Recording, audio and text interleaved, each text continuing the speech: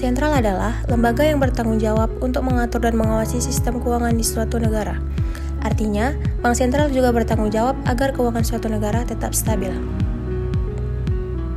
Berikut adalah beberapa tujuan dan fungsi bank sentral. Yang pertama, menjaga stabilitas nilai mata uang, seperti kestabilan terhadap barang dan jasa, serta kestabilan terhadap mata uang negara lain.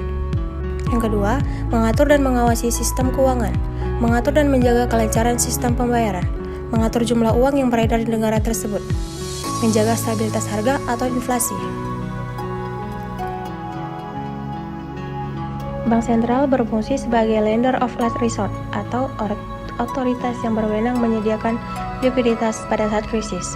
Bank sentral memiliki 3 tugas, yaitu menetapkan dan melaksanakan kebijakan moneter, mengatur dan menjaga kelancaran sistem pembayaran, stabilitas sistem keuangan. Bank sentral memiliki peran penting dalam menjaga stabilitas ekonomi suatu negara, di antaranya yaitu yang pertama, mengendalikan inflasi, yaitu bank sentral membuat dan menjalankan kebijakan moneter untuk mengendalikan jumlah uang yang berada di masyarakat. Yang kedua yaitu menjaga likuiditas perbankan, yaitu bank sentral menyediakan likuiditas utama dan langsung kepada lembaga yang dianggap tidak liquid. Selanjutnya, mencegah krisis keuangan. Bank sentral membantu memfasilitasi aktivitas pasar hingga kepercayaan dipulihkan. Selanjutnya, dapat mengatur sistem pembayaran. Bank sentral mengatur dan mengawasi perkembangan teknologi serta produk yang berkaitan dengan sistem pembayaran. Dan yang terakhir yaitu dapat menjaga kestabilan nilai rupiah. Bank sentral bertanggung jawab atas peredaran uang di Indonesia.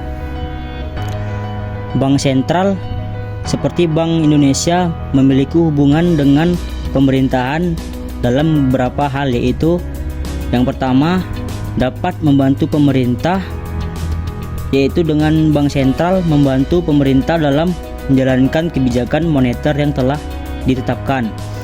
Yang kedua, independensi. Bank sentral adalah lembaga negara yang independen dan bebas dari campur tangan pemerintah, kecuali untuk hal-hal yang diatur dalam undang-undang. Yang ketiga, dukungan pemerintah. Pemerintah membutuhkan dukungan bank sentral dalam pembiayaan pembangunan. Yang keempat, larangan campur tangan. Pemerintah dilarang untuk campur tangan dalam pelaksanaan tugas bank sentral, seperti menetapkan dan melaksanakan kebijakan moneter.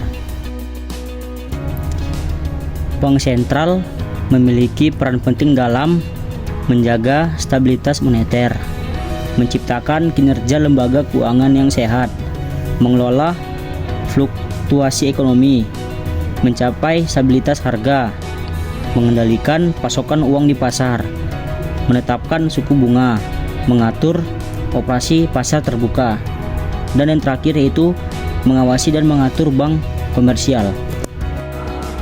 Selanjutnya, ada hubungan bank sentral dengan dunia internasional. Ada beberapa aspek yang penting dari hubungan tersebut, yaitu yang pertama, moneter internasional. Bank sentral negara maju sering berperan dalam mengatur kebijakan moneter internasional. Mereka dapat mempengaruhi tingkat suku bunga internasional, inflasi global, dan stabilitas keuangan internasional. Yang kedua, ada koordinasi kebijakan. Bank-bank sentral sering berkoordinasi dalam menghadapi krisis keuangan global. Yang ketiga, ada pengaturan transaksi valuta asing, di mana bank sentral memainkan peran penting dalam mengatur transaksi valuta asing yang dapat mempengaruhi nilai tukar mata uang negara mereka. Yang keempat, ada stabilitas keuangan internasional. Bank sentral berpartisipasi dalam organisasi internasional seperti Bank Dunia dan IMF untuk mempromosikan stabilitas keuangan global. Mereka berkontribusi dalam penelitian dan kebijakan yang bertujuan untuk meningkatkan kinerja ekonomi dan mengurangi risiko krisis keuangan. Yang kelima, ada kerjasama dengan otoritas keuangan lainnya. Bank sentral sering berinteraksi dengan otoritas keuangan lainnya, seperti Komisi Sekuritas dan Perbankan, serta lembaga pengawas keuangan internasional. Kerjasama ini membantu memastikan bahwa kebijakan keuangan yang diambil tidak hanya efektif di tingkat domestik, tetapi juga berdampak positif pada sistem keuangan global. Yang keenam, ada pengembangan standar dan praktik. Bank sentral berpartisipasi dalam pengembangan standar dan praktik keuangan internasional.